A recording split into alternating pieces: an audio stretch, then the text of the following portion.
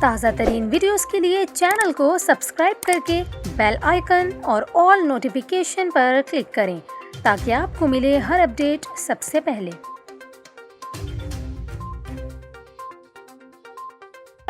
اور ابھی آپ کو بتائیں، کراچی کی مقامی عدالت نے چند روز قبل انتقال کر جانے والے رکن قومی اسمبلی عامر لیاقت حسین کے پوسٹ مارٹم کا حکم دے دیا۔ جوڈیشل مجسٹریٹ شرقی کی عدالت نے عامر لیاقت کے پوسٹ مارٹم سے متعلق فریقین کے دلائل سننے کے بعد آج صبح فیصلہ محفوظ کیا تھا۔ عدالت نے شہری عبدالاحد کی جانب سے دائر درخواست منظور کرتے ہوئے عامر لیاقت کے پوسٹ مارٹم کی اجازت دے دی ہے تاکہ عامر لیاقت کی موت کی وجہ پتہ چل سکے۔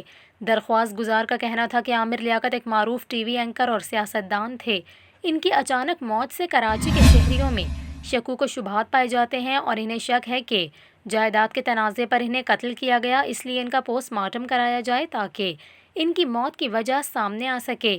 دوسری جانب سرکاری وکیل کا کہنا تھا کہ ورثاء عامر لیاقت کا پوسٹ مارٹم نہیں کرانا چاہتے۔ ورثاء کہتے ہیں کہ پوسٹ مارٹم کرانے سے ان کے والد کی روح کو تکلیف پہنچے گی۔ ورثاء کہتے ہیں کہ ہمیں کسی پر بھی شک نہیں ہے۔